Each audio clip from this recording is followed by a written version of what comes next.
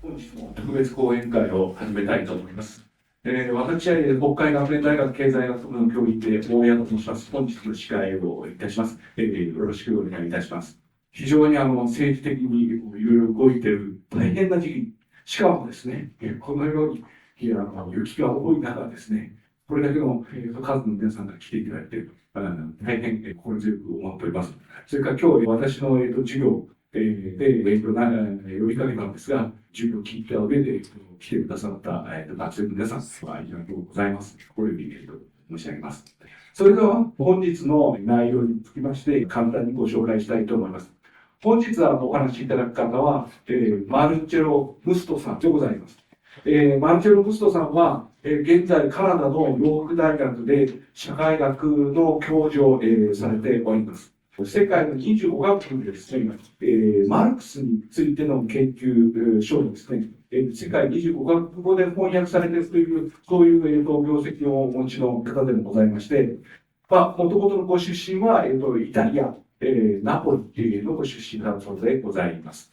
ご本人はですね、ナポリの、東洋大学で、政治哲学についての博士号を取得した後、ニースのソフィア・アンティポリス大学で改めて哲学博士を、お持ちであるということで、2つの博士号を持って、その後、ベルリンの方で14年ほど、研究生活を、行い、その間、マルクスの草稿、新名画っていう名で、今、マルクスのその新たな全集が編集されておられるんですが、そういった編集作業等にも関わられて、2014年、ヨーク大学の方に入院されたということでございます。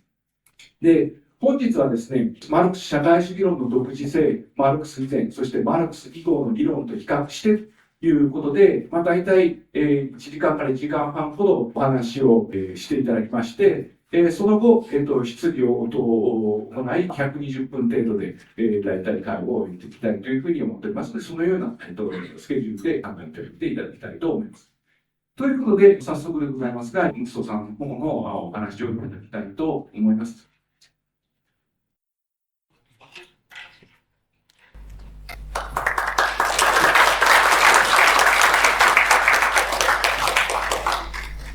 So, can you hear me? Is it fine like this? A little bit closer? I will speak a little bit louder. I think this is okay. So, first of all, I wanted to thank my colleague, can you hear me, right? For this invitation here. This is my fifth or sixth time in Japan, a country that I love. But I never came before to Hokkaido and to Sapporo, so it is a big pleasure to be here. I heard that Professor Olida, that I thank with Professor Ken for all the generous organization that they've done, they mentioned that I was born in Napoli, in Italy, but the weather here in Sapporo is closer to Toronto, Canada, where I've been working since 2009. Today I will speak about one specific concept, the concept of communism, the concept of socialism, of a book that I recently published in Japanese, the Marx Revival. And the title that we gave to this talk with Professor Ida, it is a sort of comparison of Marx ideas, particularly with socialism that exists before him and at this time. I think it makes sense for us now that we are trying to rethink an alternative to capitalism. This is a topic that is returning at the attention of scholars around the world since of the crisis of our society. I think it is useful to come back to what Marx really wrote about this concept. And in order to understand this, I think it is absolutely relevant to learn what exists before Marx. This is the book, the Japanese edition. It has been published in September 2025. It was very successful and it is already reprinted in January, a few days ago. Something is, yeah, I cannot go for the next slide. This book is a translation of the English edition that was published in 2020 by Cambridge University Press. And it is the eighth language in which the Marx Revival is published. Soon I will show you the covers of the other edition. So before I talk about communists in Marx, I would like to talk a little bit about Marx Revival today in the world. So in the first 10 minutes of my lecture, I would like to focus to give you some information and some elements of debate about what is happening to Karl Marx today in the world.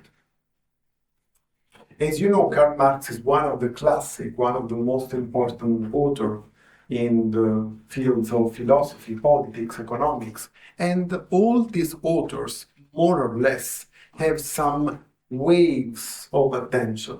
So sometimes there is a very relevant interest in a classic, and then there is a sort of decline, and then after 2-3 decades, there is a return of attention for this author.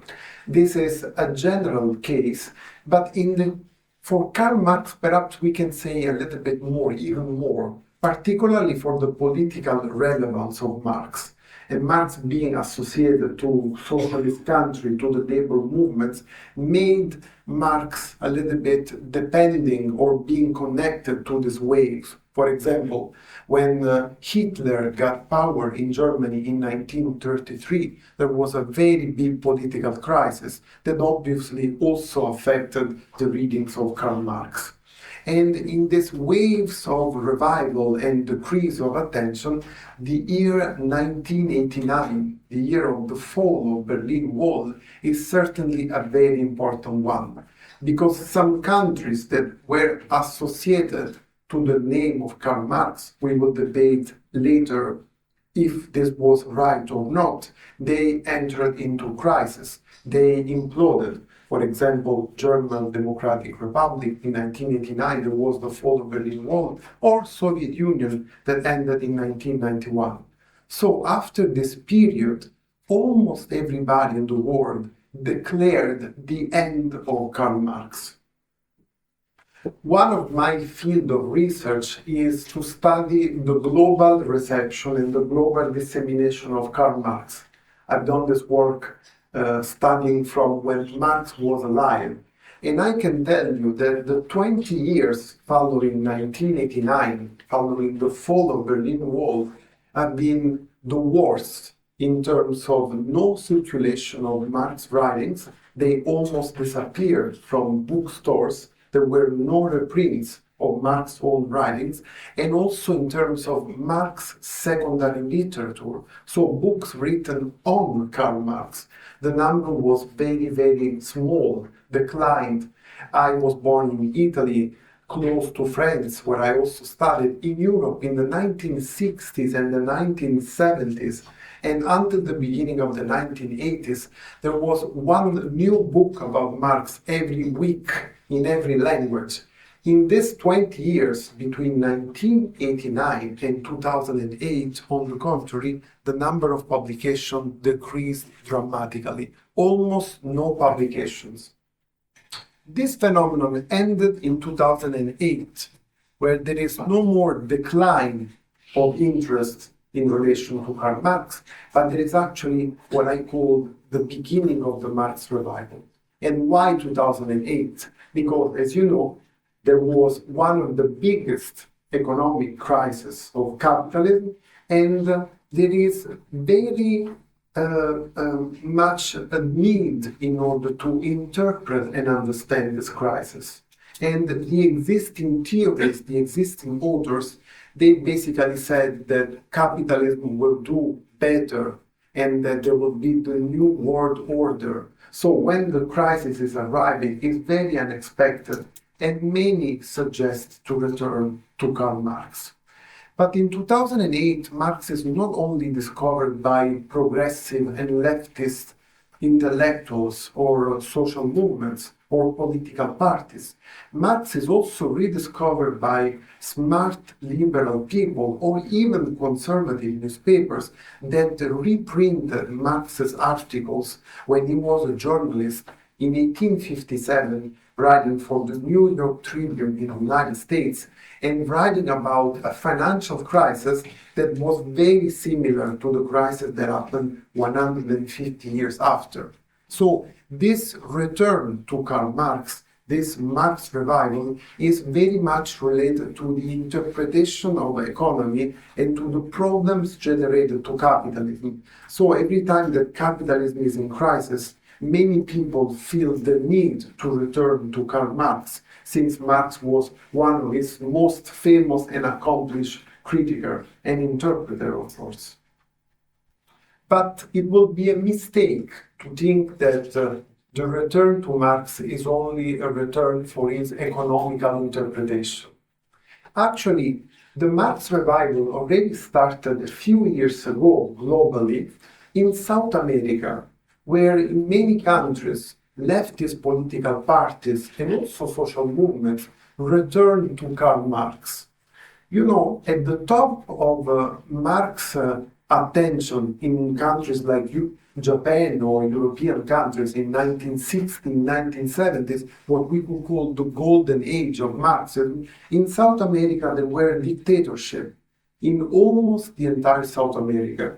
But with the end of the dictatorship period in the middle of the 80s, there is a new generation of leftist parties and many young people. This is the main characteristic in countries like Brazil, in countries like Mexico, in countries like Colombia, Chile.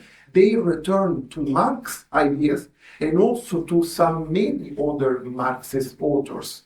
One of them is Walter Benjamin. Another is Antonio Gramsci. So there is a strong return of interest for this part of Marxist critical tradition, and also, of course, returning to Marx himself in order to differentiate Marx from the Marxism-Leninism of Moscow in the 20th century.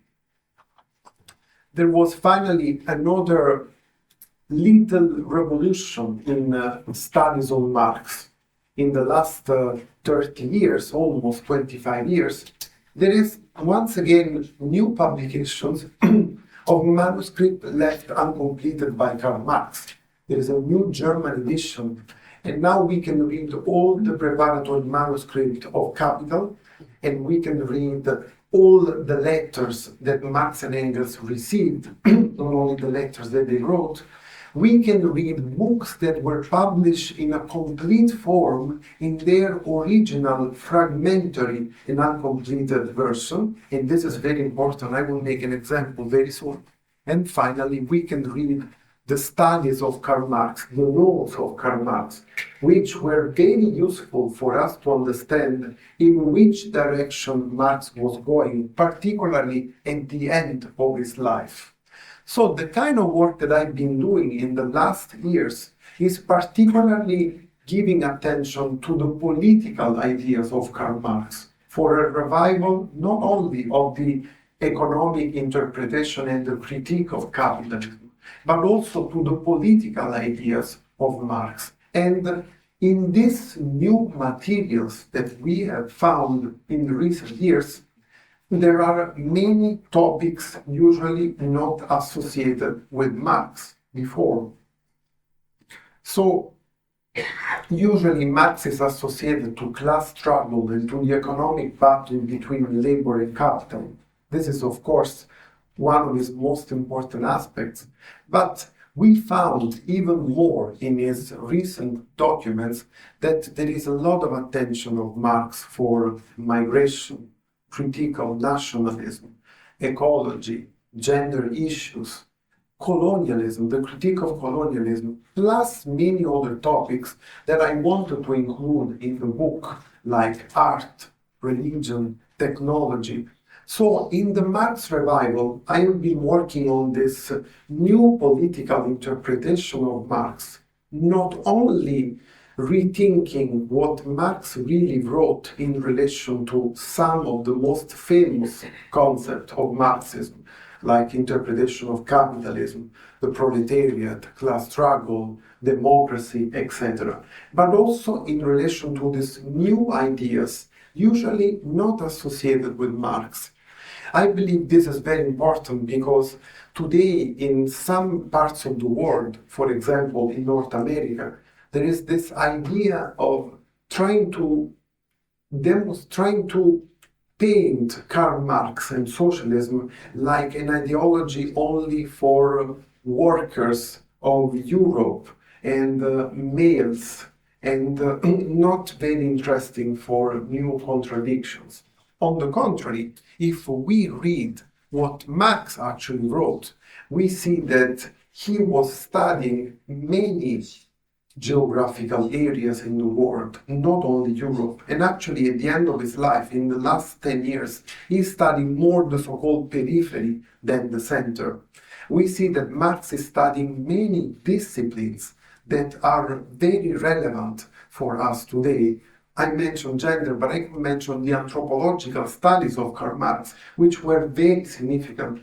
And also, we can say that the interest of the last years of Karl Marx is related to topics that are very central for our political society today. For example, migration, for example, the opposition to war and nationalism. So the Marx revival is an idea of returning to what Marx wrote, trying to clarify what really Marx wrote and make some distinction in relation to Marxism-Leninism, and then also see when Marx was wrong, how we should update his analysis, and also when his ideas still contribute today to the struggle for emancipation of the humanity against capitalism and injustice. So, in the next part of my lecture, I will focus on, let's see what Marx wrote, let's see what are the political ideas of alternative to capitalism, of socialism in Karl Marx. And in order to do this, I want to take you before Marx. I want to take you in the period between the French Revolution and 1848, when Marx wrote the famous Communist Manifesto with Engels. In this period, there is a dramatic change in Europe and then in the world, because the French Revolution is taking a dramatic political transformation to human beings. But at the same time, economic problems are still there. The people, the workers, used to be exploited and work for 11, 12, 13 hours before and also after the French Revolution. So, in this moment, there is the beginning of socialism, and there are the first socialist ideas spreading, in particular in France, but then also in Germany, in England, and all the European countries. In a survey that I did, studying all the socialist and communist literature before Karl Marx, I decided to divide these ideas in three different groups. In the first group, there were thinkers, revolutionaries, that believed in absolute equality. So according to them, the only solution to the bourgeois dramatic inequalities is to change the society in a way that everybody will receive the same, and we will be all the same. The concept of absolute equality could seem a little bit ridiculous for us today, but we have to go back then and understand the poverty and the injustice that exists there. In the second category, I talk about scholars, intellectuals who believe that the problem of the society is related to the fact that there was no clarity about how to organize it. So it is a simple problem of theoretical organization. So basically, these people said, we just have to think how to organize the society theoretically, and then the working class and then the people must follow these new revolutionary ideas. This is also a very popular idea and very strong back then. And then in the third category, there are those who focus their energy in order to promote small alternative communities. So you understand that I'm thinking in particular to cooperatives. So basically the idea is, let's organize something small that works in this neighborhood, in this city, and then the rest of the country will see how to organize a society differently. So let's start from the small, concrete, and then we will expand in something larger. These were the three major ideas that were circulated before Karl Marx in order to present a socialist alternative to capitalism. I will now review each of them, and I will try to present why, according to Marx, all of them were wrong and not necessary to transform capitalist society. Let's start with the first group, absolute equality. In the period immediately after the French Revolution, there was this publication, the Manifesto of the Equals. Sylvain Maréchal did this important book. And the argument in this publication is, since everyone has the same faculties and the same desires, there should be the same education and the same food for everybody. So everybody should have the same portion in the society. I'm just taking an quotation from this text, but just to demonstrate that the idea for people reaching equality and surpassing the dramatic condition of capitalism is basically saying we are all the same, we will all receive the same. Let me also do the second one, so we go together, because this person, François-Noël Babeuf, is very connected to the Manifesto of the Equal. He is the one who did the sort of communist revolution, tried to do the communist revolution in 1795. And he's talking about the great principle of equality. Basically, he believed that when the great principle of equality is built, there will be no borders, no custom barriers, and even government will gradually disappear. You can already see in these first ideas, then I will stop, that there is a very significant lack in terms of economic understanding of the society. This is a very big problem that Marx saw in relation to the socialism before him, but also to the other socialists in parallel to Marx. For example, Bakunin and anarchism. Bakunin was a great political leader with a lot of charisma, but in terms of economic understanding, his ideas were very bad. And Marx would be laughing at these ideas, at this affirmation that since there is the principle of equality, then there will be no borders, no customs, no problems in the future. So these are very utopian ideas. And you know that Marx made a strong criticism to this conception. These ideas were spreading everywhere in France. And if you see a few decades after, this was another influential book, The Community Code of Théodore des Amis. There is a proposition for a world divided into communes as equal, regular, and united as possible. So this socialist thinker believed that we should have a single kitchen, a common dormitory, that all the citizens would live as one family in a single home. I'm trying to find these quotations for you, and believe me, these are no exceptions, because I wanted to tell you that at the beginning, the idea of communism is also a dictatorial idea. So there is a risk for not respecting human freedom and the individual rights of people. This is a very big problem in the history of communism and socialism, and also in the realization of socialism in the 20th century. We find these problems here at the very beginning of this ideology. people who wanted to have more equality in the society believed that in order to have more equality, you have to suppress human freedom and individual rights.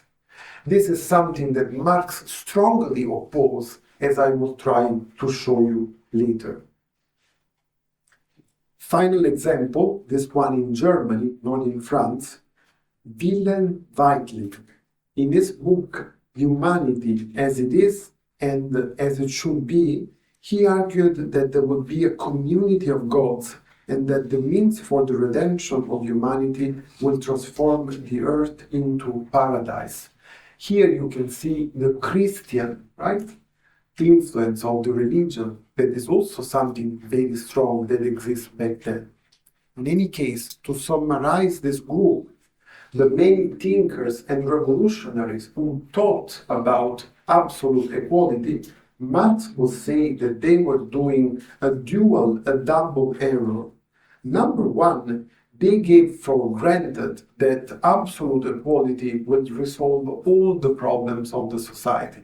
And this is not true, because as we know, there are specificity about gender, about minorities, about many other issues that Marx had clearly in mind. And number two, the other problems, they convince themselves that there is no economy and that basically this imposition from the top to below, which Marx criticized very strongly, will not be altered later by economic transformation, which we know that is not possible. Because even if we create a system of absolute equality among us today, we know that in 1 week, 2 weeks, 3 weeks, this will be already altered by the economy. So this is not for Marx a solution that is going to change the society for the good.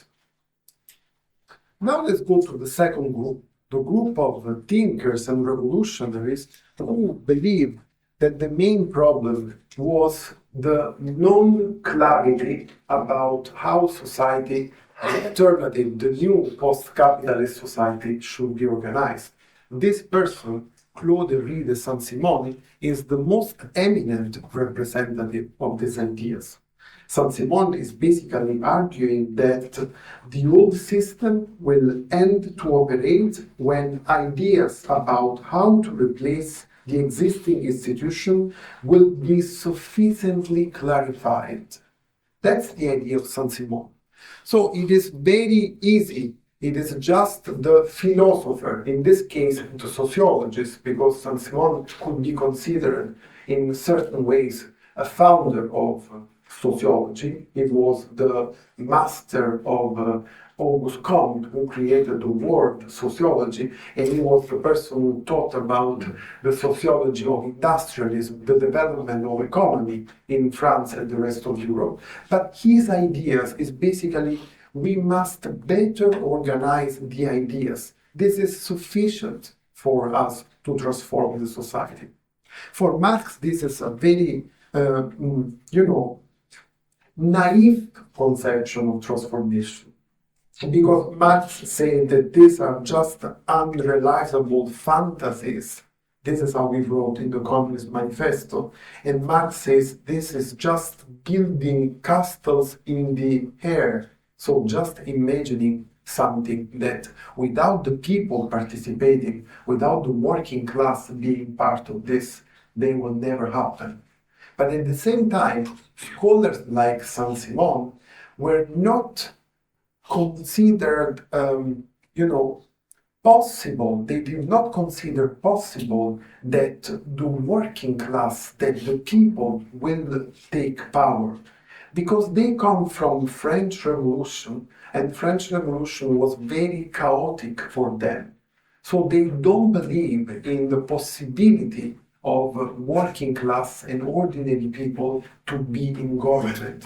For Saint-Simon, the most important thing is production, industrialism. And if there is a class struggle, if there is revolution, this is going to make production and industrialism slow. So Saint-Simon says, people should only listen what intellectuals tell them to do, and we will build the best possible system. And now, I also want to say something positive about these utopian ideas. Because for Marxism, there is a sort of scientific socialism, and scientific socialism is always good. But we can also say that this imagination of future society are also useful for human people.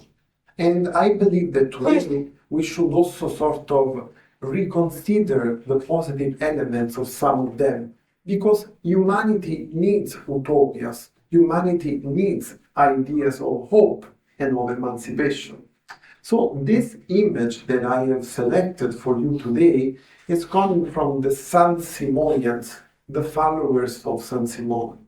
And basically, they decided to dress in a different way.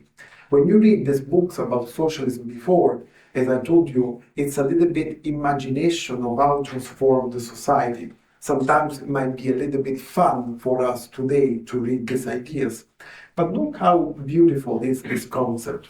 So they used to say that the way we dress, it's very autonomous, it's very independent, it's very individualistic. While on the contrary, if we will dress in a different way, we will be reminded every day that we need the other people, that we need the community, that we cannot even go out our house, our apartment, because we will not be able to dress.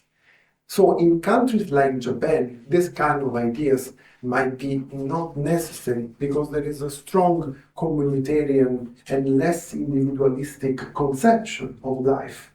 But in many countries, like, I don't know, England, just to make one example, where there is a very individualistic approach to life, these ideas were revolutionary. And when they think about a different society, they don't think only about economic formulation, but they also think about how to transform and change human conception of life and of collective space.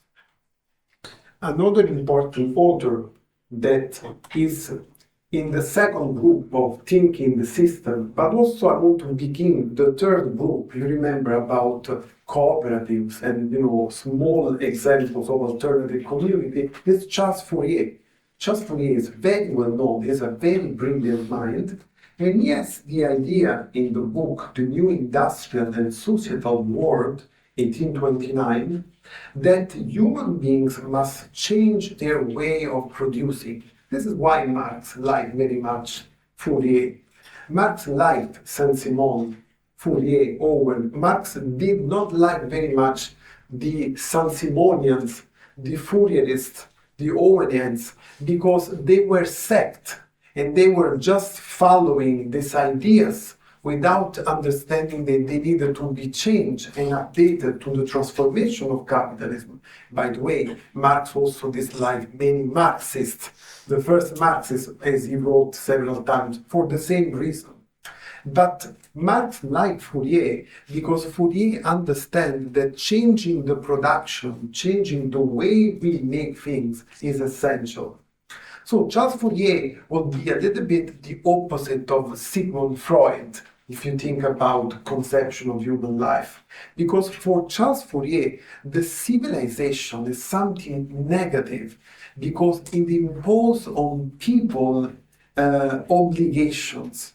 And it is not something that we must accept, like, for example, Hobbes in the Leviathan or Freud, just to make an example. For Fourier, work should be different, like we don't have to do a repetitive activity every day and for the rest of our life. But we would work in the phalansterium, which was the idea that Fourier created in his mind, small community of 2,000, 3,000 people that basically follow an occupation for 2 hours and then they go to another one for 3 hours and then they go another one for 2 hours. So, as I wrote here, basically they have several various attractive types of work throughout the day. So this is a critique of the capitalist division of labor that, of course, for the moment is made in a sort of a utopian way. But we have to understand that this is 1829. It is 200 years ago. It is when capitalism was not even spread in France. Capitalism is only strong in England and in some other industrial cities. Sorry, I stop here.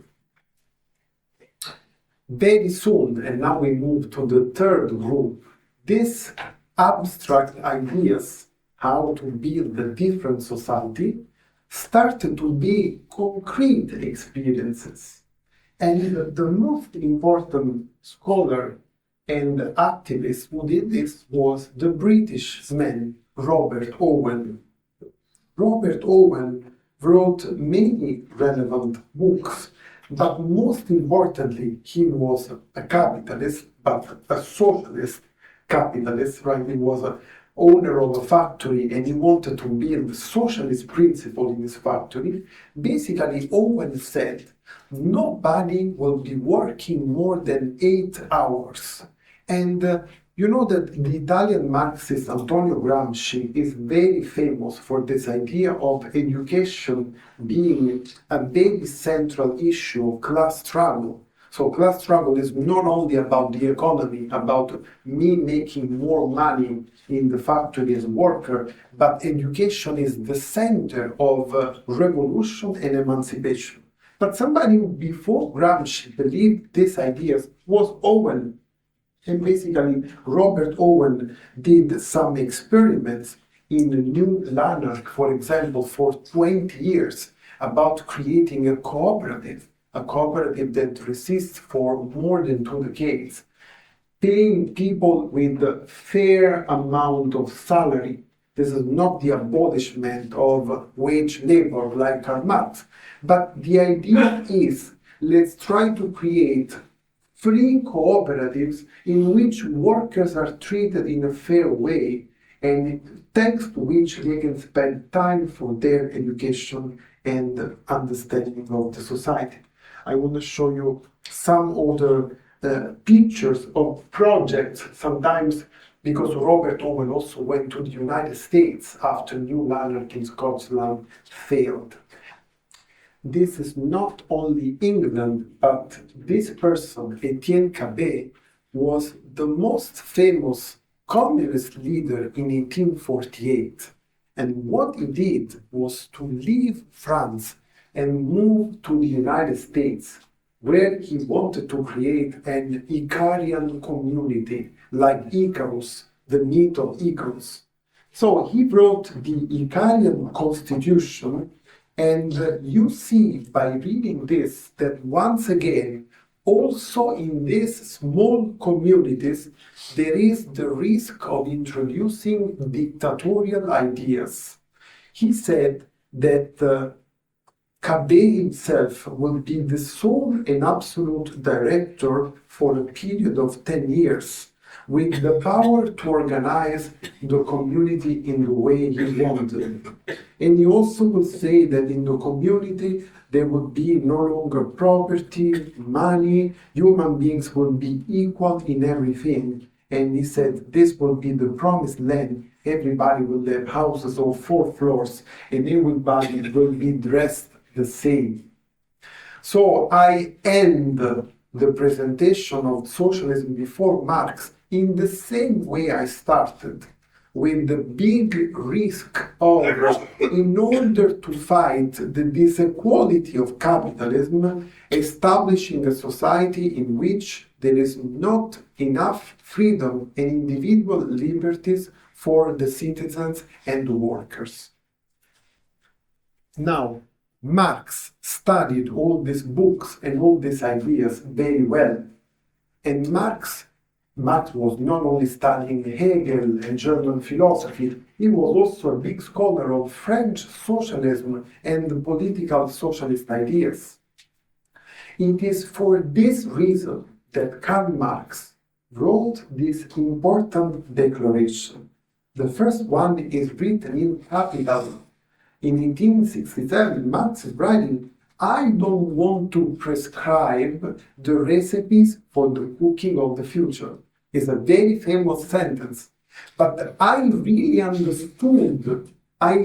understood this sentence only after I read all this literature written after the French Revolution. Because the idea of socialism is really prescribing recipe for the future. This, for Karl Marx, is absolutely wrong. You cannot say how socialism will be organized in a country different from yours. You cannot say how socialism will be organized in a period different than yours. There is not only one way. And that's why Marx also, before dying, in the notes on Wagner, 1881, he wrote, "I don't want to establish a socialist system, which means I want to be different in comparison with all these people before me that says socialism will be like this, and everybody has to follow this rule and this other rule." Socialist is something that people will build in different ways according to the different historical and social condition of each country and of each period of history. It is for this sentence that many scholars wrote, Karl Marx did not write anything about communism.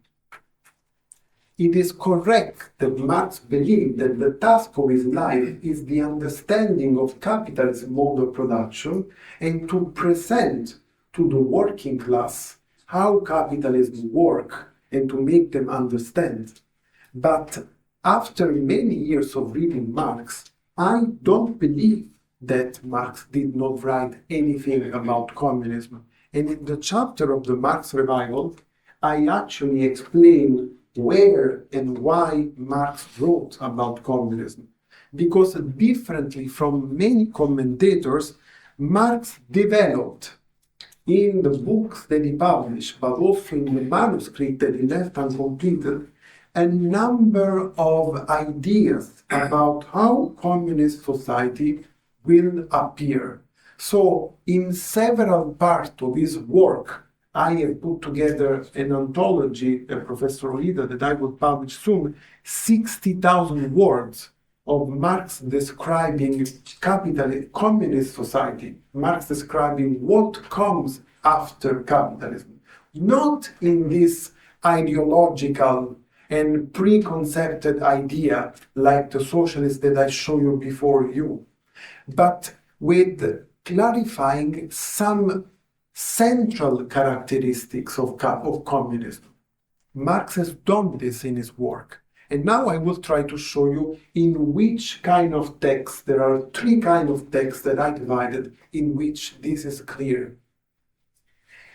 Number one, first group, mistaken ideas of the socialists of his time. So Marx is criticizing in some of his writings the ideas of other socialists that were living at his own time. So basically, Marx is worried that the working class is following wrong socialist ideas. Not only wrong in terms of theory, but also wrong in terms of political practice. Like many times there were communist revolutionaries who said, we must do the revolution now in a violent way. And Marx said, this is absolutely wrong. There will be just violence and people will die for nothing. So here I provided a list of texts in which you find ideas of Karl Marx about communism. The Economical Philosophical Manuscript of 1844. In the German ideology, as you know, there is a lot of confrontation with other socialist thinkers. In the chapter Socialist and Communist Literature, the last small chapter of the Communist Manifesto is an entire critique of the other socialist theory. And then there is a lot of critique of Marx against Pierre-Joseph Proudhon. Proudhon is the most important French socialist. You find this, for example, in the Grundrisse. There are many texts, political texts, after the First International. I published the book Workers Unite on this, against Bakunin and anarchism. This is another kind of socialism. And then also at the end of his life, Marx is fighting very much social democracy and the idea of Ferdinand Lassalle and the idea of organizing cooperatives with the help of the state, with the help of Bismarck. You find this, for example, in the critique to the Gotha program. So, as you can see, there are many texts in which Marx is saying to other socialist thinkers why they were wrong. And by doing this, Marx is also highlighting what he believes socialism should be. Again, not in a religious way, but in terms of clarifying the principles of socialist society. Let's go to the second category now. Militant writings, political propaganda, because Marx was not only a scholar, Marx was also a political activist. Marx was very active in the Revolution of 1848. Marx was the main leader of the International Working Men Association between 1864 and 1872. So, of course, Marx himself needed to explain to the working class for which society they were fighting. And here you find some information about this in the Communist Manifesto, in the Resolution of the International, including the famous book, The Civil War in France, the book about the Paris Commune, in which there is a description of fundamental elements of socialism. And also in many journalistic articles, public lectures, speeches, very important now, letters, because many leaders and many activists from political parties, trade unions, used to write to Marx and used to ask him, what do we have to do? How is socialism? What kind of program we should do? At the end of his life, in 1880, the first socialist party in France, the French Workers' Party, is asking Karl Marx to help them write the program of the party. And Marx is writing an important page in which he clarifies what are the essential elements of socialist society. So in this kind of writings, you will also find elements of description of communism. I just want to tell you, it is very difficult to find this, because Marx has written dozens of thousands of pages. So this is a work of one life. I've been doing this work for more than 20 years. And I select and I extract, and then I also understand which idea is later changed by Marx. For example, the Communist Manifesto, Marx wrote, this is an historical text. It is not a book that for Marx was still valid like in 1848. He had changed some ideas, he had improved some ideas. For example, the critique of the state. So assembling all this work is very complicated, but thanks to this work, we understand some foundational ideas of communist society in Karl Marx. And now the final and, in my opinion, most important group in which you find the idea about communism in Karl Marx. This is the text in which Marx is criticizing capitalism. So basically, when Marx is criticizing capitalism, many times he continues in the critique of capitalism. Sometimes he continues to describe what a better society would be, and there you find some other ideas about communism. These are important ideas because they are economical ideas. These are ideas about the socio-economic formation of communist society. And you find this in published work like chapters of Capital. In some parts of Capital, Volume 1, there are some indications about communism. I will be back to this later. But most importantly, in numerous preparatory manuscripts of Capital.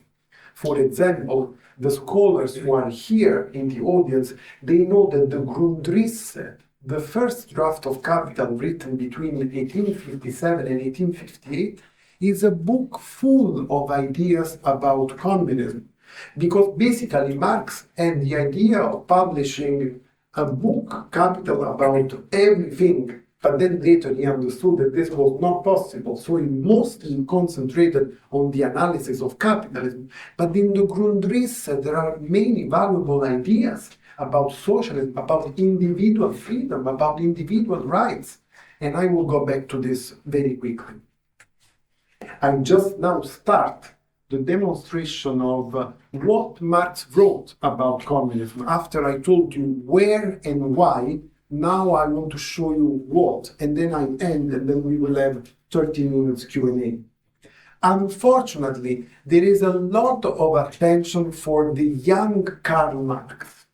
When the economical philosophical manuscript of 1844 are published, when the German ideology are published, basically after World War II, and also quickly translated into Japanese, the so-called young Marx, with these humanistic ideas with theory of alienation, becomes the center of a Marx revival. This was another Marx revival.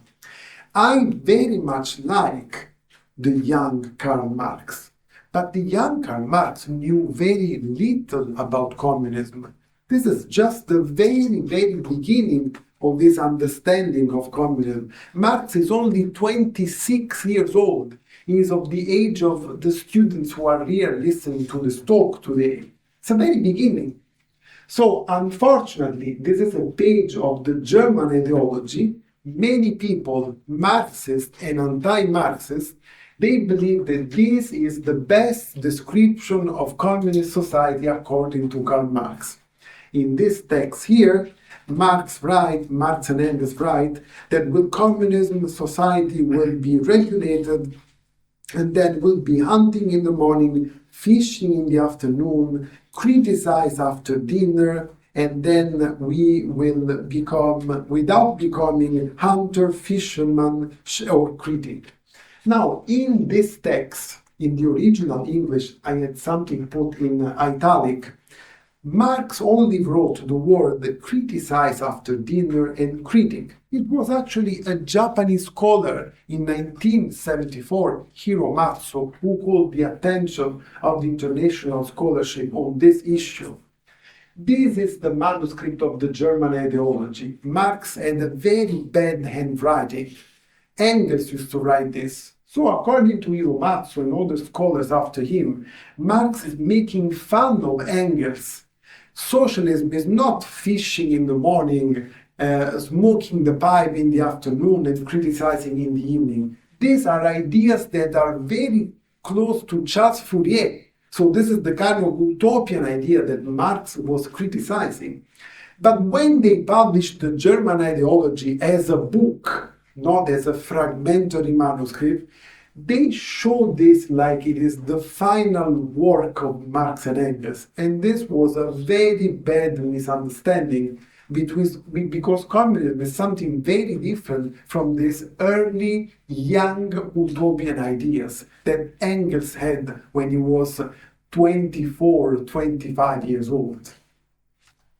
Now I will move very quickly to show you the definition of communism. How Marx defined communism. I will combine the slides so Professor Ida will be faster. So in Capital Volume 1, published by Marx, the most important book of Karl Marx, the work of his entire life, communism is defined as an association of free individuals.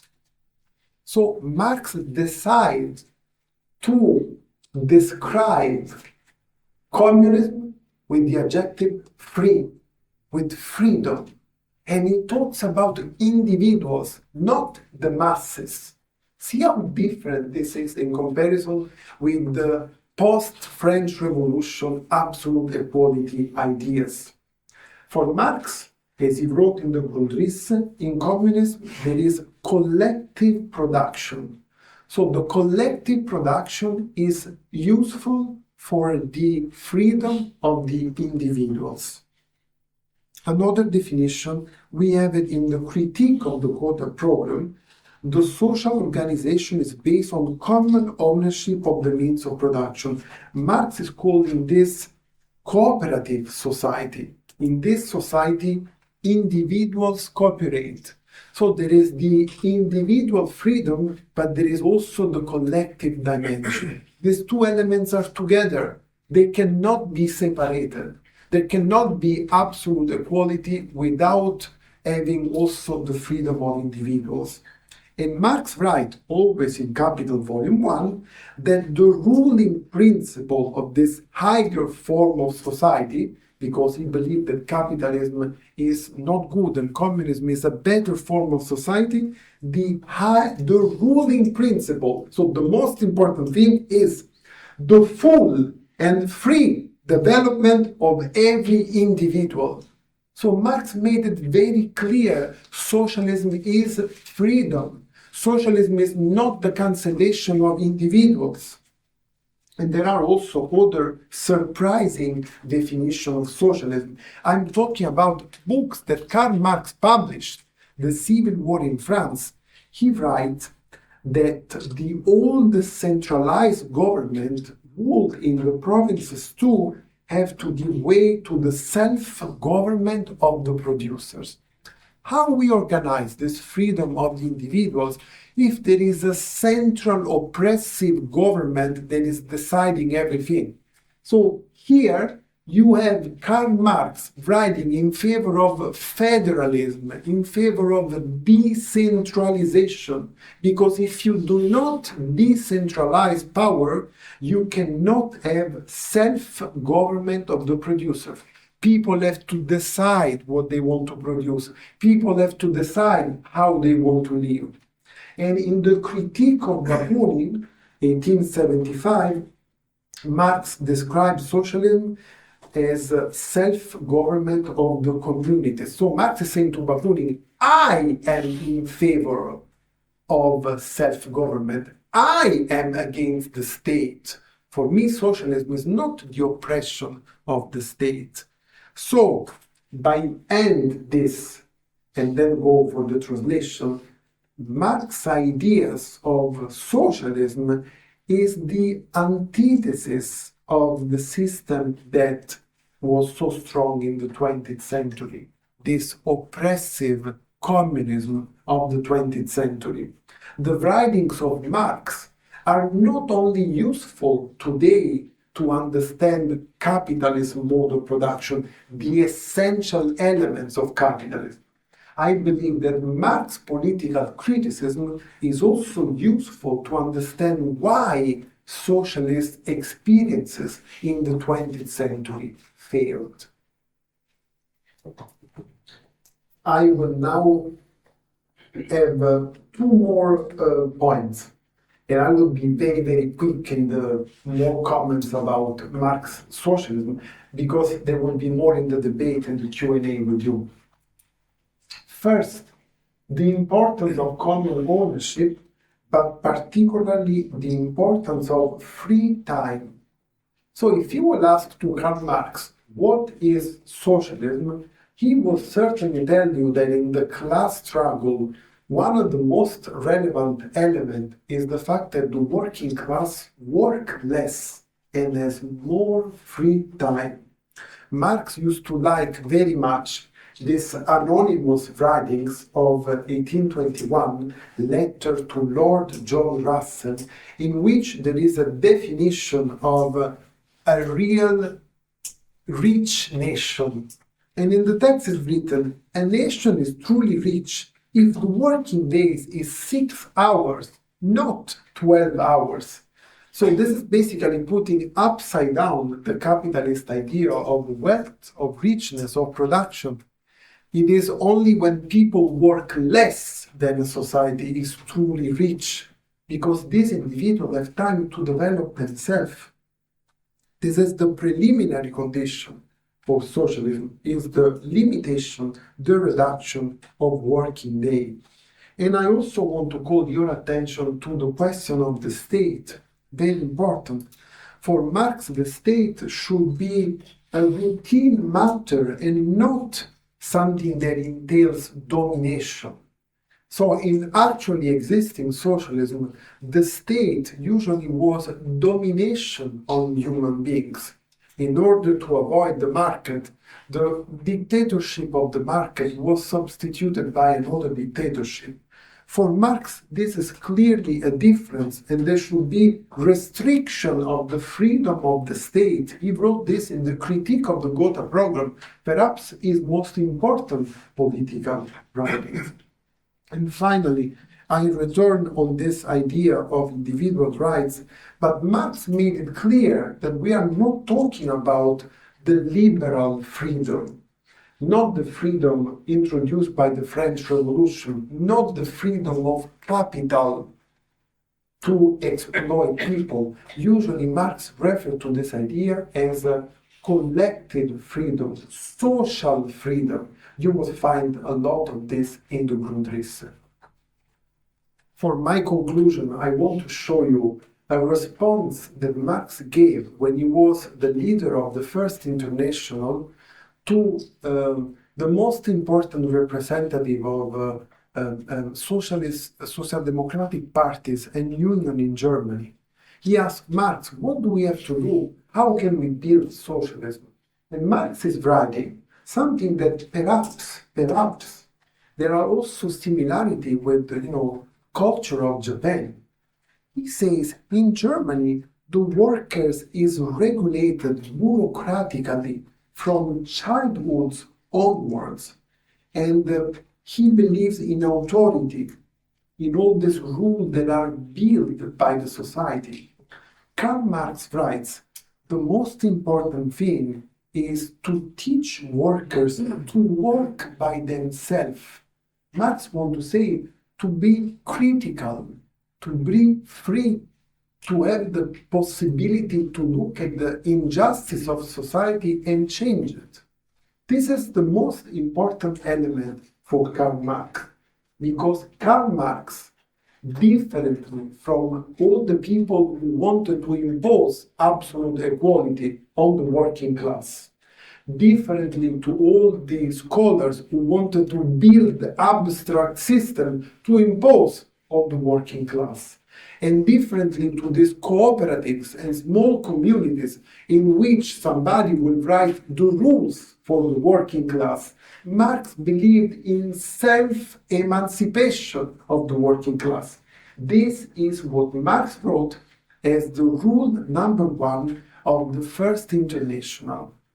He wrote, the emancipation of the working classes must be conquered by the working classes themselves, which means that Marx is arguing that even though it is important to have intellectuals, it is important to have political leaders, it is only when there is a movement of self-government, of self-emancipation, of collective participation to politics by citizens and workers that the real revolution, that the real transformation can happen. I think that this is an important message that Marx is giving us today. Not only the critique of capitalism, but also understanding in this world in which there is crisis of politics, in which there are so many demagogical and populistic ideas, we must restart from the organization of workers, of citizens, in political forms that will make them possible to contribute to politics, to contribute to social changes, from young generation to workers and people who retired in the society. So the response of Marx is more democracy. The response of Marx, he wrote it before that actually existing socialism happened in the 20th century. So like that Marx was able to foresee a risk of socialism. He says, without democracy, without freedom, there is no possibility that the socialist society is functioning, is working. ありがとうございます。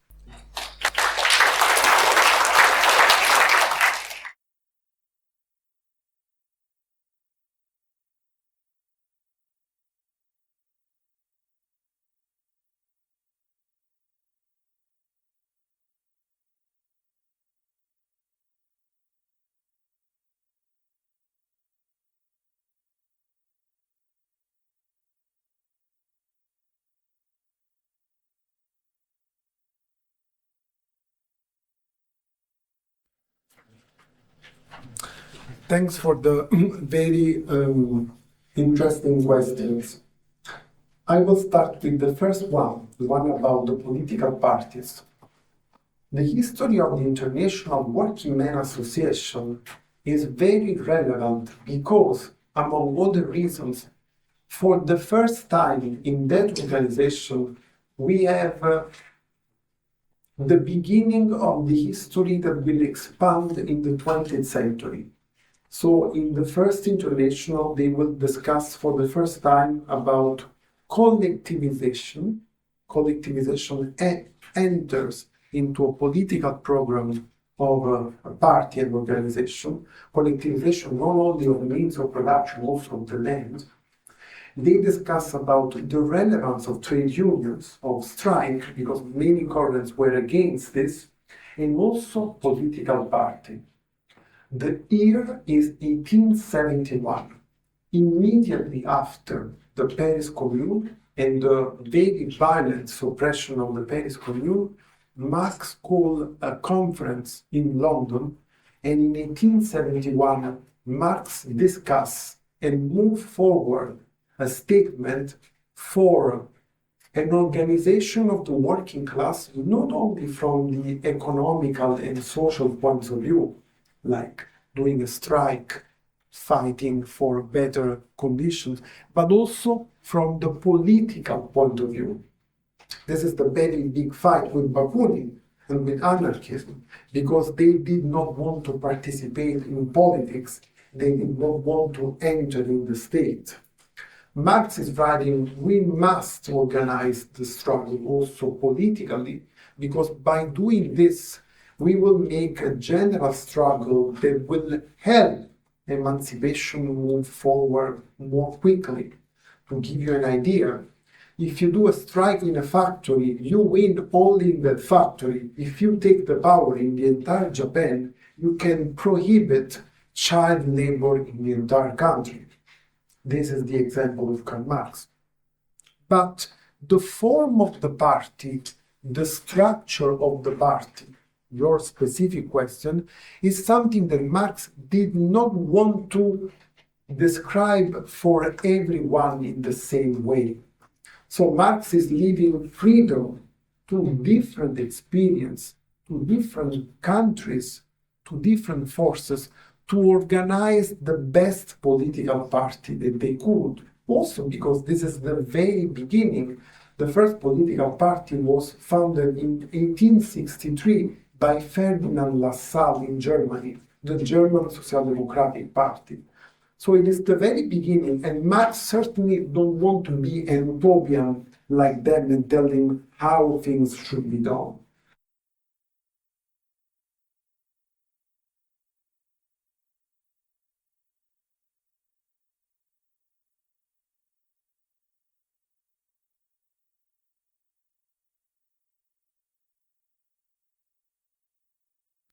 Question number 2, very useful question. Thank you very much about the artificial intelligence and the monitoring and the oppression of our society. In my opinion, the current conditions will require even more urgently an anti-capitalist alternative. Number one, there is more capitalism today than at the time of Karl Marx. Not only geographically, but also in our life. We are subject to capitalist exploitation or control, not only when we are in the factory to work, but in every moment of our day, in every sphere of our life, even when we sleep and we think about consumerism and buy. So, the question of artificial intelligence, or more in general, the question of technology, or more in general, the question of discoveries, they made us understand that it is impossible to have all this power in the hands of few human beings. I'm not only talking about the absurd accumulation of wealth. Today we have a few hundreds of people that have more money than half of the humanity. This is something that was not conceivable at the time Karl Marx was alive. But I'm thinking about how the society is organized. You cannot have one person, one capitalist institution that is deciding what is freedom, what is not, what can be posted on social media, how to control social relations. Of course, we have to put this in the hands of a collective control, in the hands of a democratic collective control. I don't think that we can continue to have, Elon Musk and people like him accumulating all this in only one single power. That in the end is not only economic power, but plays a role for having more anti-democratic political power, like in the relationship with Trump.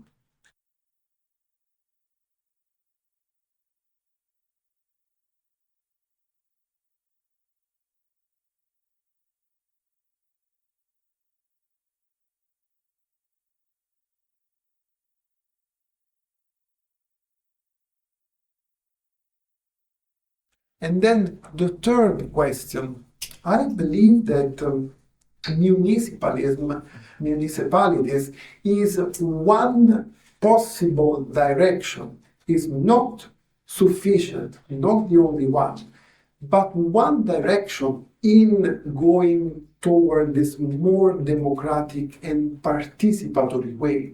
It is not the case, we are very connected, that I demonstrate that Marx is writing that he wants less centralism and more self-government of the community.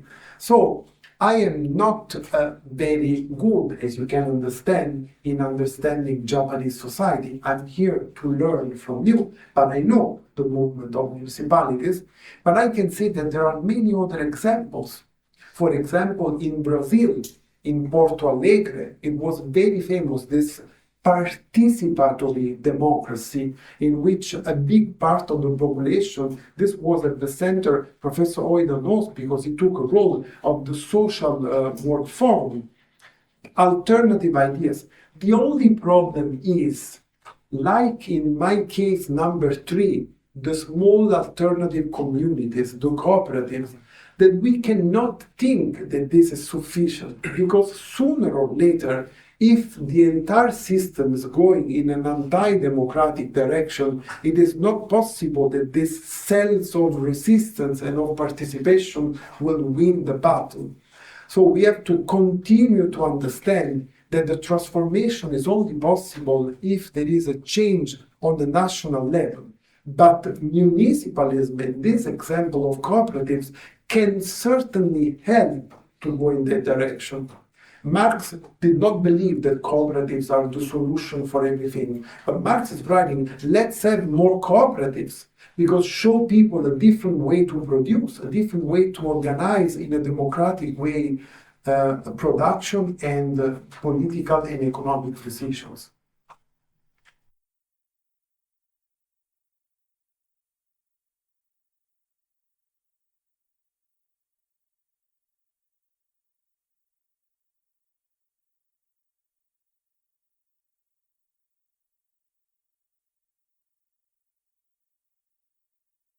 Thank you.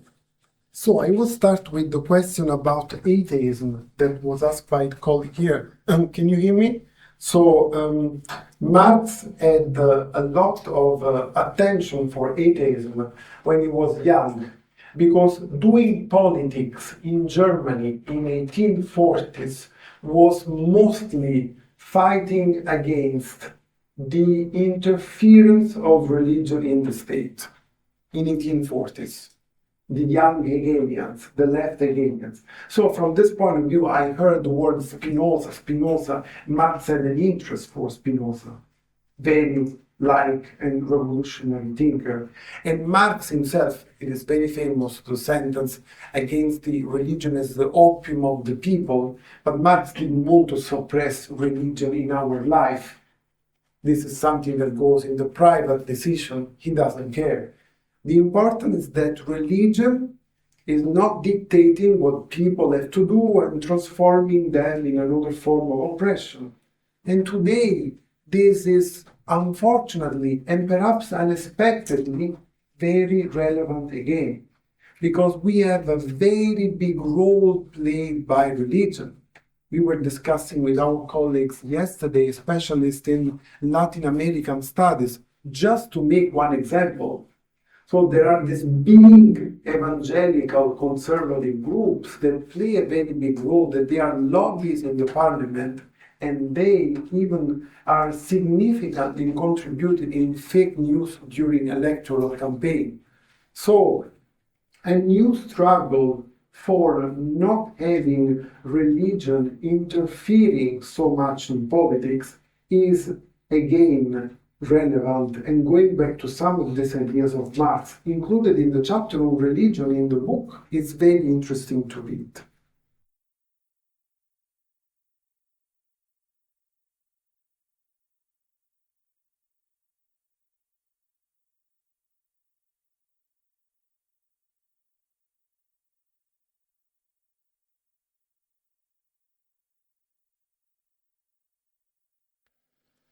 Second question, which part receive more attention and how we can use Marx to change the world? Many topics receive more attention in the final years. I will just mention two. One is ecology. There is a very big literature on Marxism and ecology, on eco-socialism. It started already 30 years ago in the United States, and it is very, very solid. It's one of the places where there is more publication about Marx in the world. The second point is anti-colonialism, which also means the attention for the global south. It has been underestimated how much Marx gave attention to these topics. So today there are many books that are being published on this. And now we can change the world with Marx. Of course, with some of his ideas. Of course. But there is a new way of using Marx. I believe that Marx is very useful in order to ask the correct question. Please help me with the translation of this, it's very important. So Marx is not only the person who gives the answer, like the statue in Moscow and Beijing. Marx is useful because it helps us understand what are the main contradictions of a problem. So if, thanks to Marx, we ask the correct question, we are already halfway in the solution of the problem.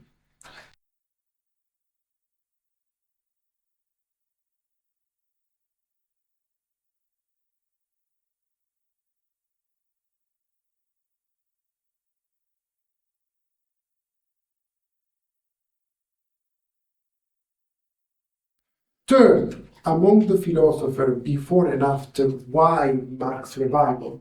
I try to explain this a little bit in my lecture. I cannot repeat and expand because time is limited. But basically, I explain that when capitalism in crisis, of course, there is a revival of one of the thinkers that knew capitalism more and better and was also critical of capitalism. But the revival is not only Karl Marx, there are many other authors that they usually are rediscovered. I don't know, if there is war, it is good to come back to the idea of Immanuel Kant about perpetual peace. But certainly Marx has a centrality in our society today because of the new chaotic way of capitalism producing. But today we have Marx revival more in the ideas than in the political strength, because there are no longer unions and communist and socialist parties as strong as in the 20th century, at least for now.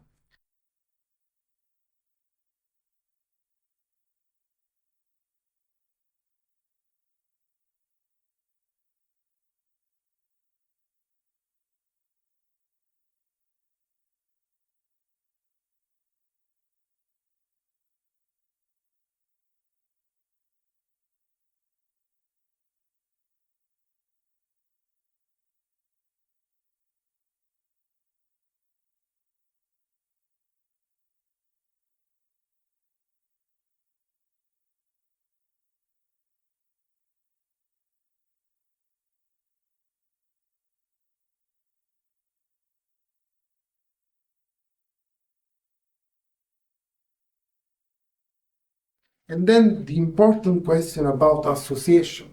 There is a very, very big topic, perhaps for another invitation, for another talk. But let me just say that Marx is thinking about an association in this definition that I mentioned here in relation to production. It is very important to people to associate politically, socially, but the production is important. So I believe that Marx is playing a lot of relevance to avoiding the chaotic production of capitalistic system that basically is destroying commodities, that is just producing for use value, not for value. And Marx is also mentioning in many preparatory manuscripts of Capital the importance of planning, planification of the economy. Of course, not a dictatorial planification, but something that sees in the communities. I don't know, for example, just one example, like we talk about municipalism. In former Yugoslavia, there was a lot of association, a lot of Gesellschaft in cooperatives, just to mention one point.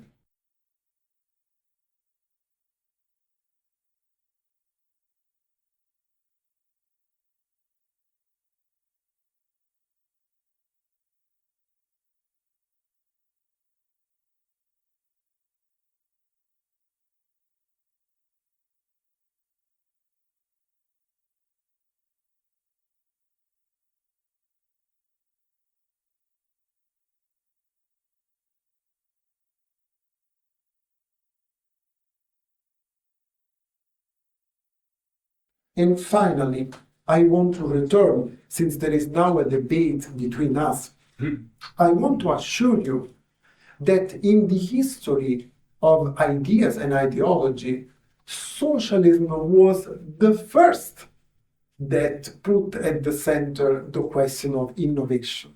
I show you a picture of Claude Henri de Saint-Simon. Claude Henri de Saint-Simon is saying, these people in England, they have a chamber of lords. We in France should actually have a chamber with all the scientists.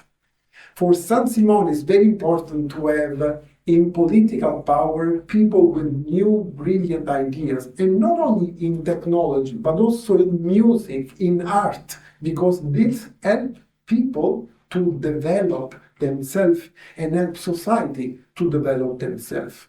So if you're thinking that socialism and Marx ideas is North Korea, you're right, but Marx has nothing to do with this. And I am a little bit surprised of what you said in relation to that person that we name too much Elon Musk, because, cosmopolitanism, it is certainly not something that these people are interested to do. I don't know if you're aware that this person is supporting Nazi parties everywhere in the world. Not only the dramatical things that they are doing in the United States, where they are fighting against migrants and they are doing, terrorism inside the United States, taking people from their places, from their houses, and putting them out without any explanation and justification. But Elon Musk and the people like him are today actually strongly supporting Nazi parties from Germany to many other places.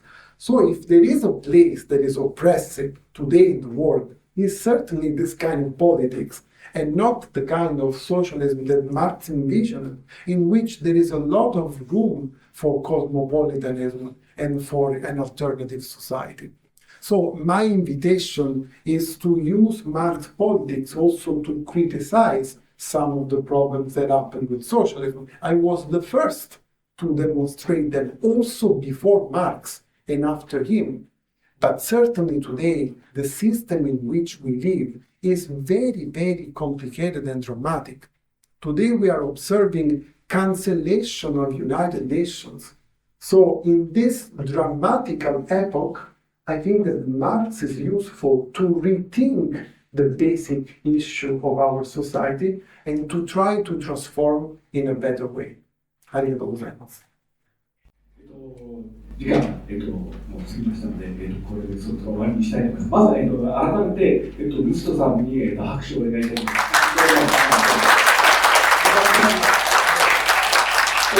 ちなみにご紹介をし忘れましたが、今日は、通訳の方、入っていただきました、草原正樹さんでございます。草原さん、本当に大変な仕事をしてくれていただきまして、ありがとうございます。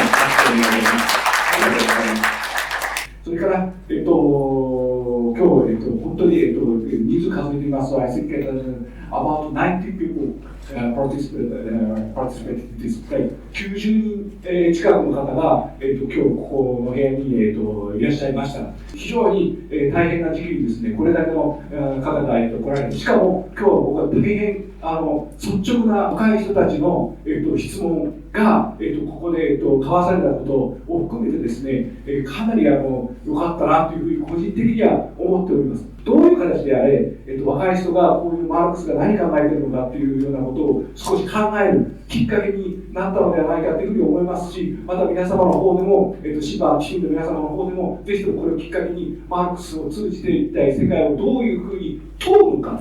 最後の言葉は僕はすごく、重要な、言葉だと思うんですけど、世界を要するに問い方をマルクスから、学ぶ。それはできるんではないかということを思いますので、そういった観点からですね、これからも皆さん、ぜひともいろんなことに取り組んでいただきたいと思います。今日は長時間本当にありがとうございました。これにて終わりにしたいと思います。どうもありがとうございます。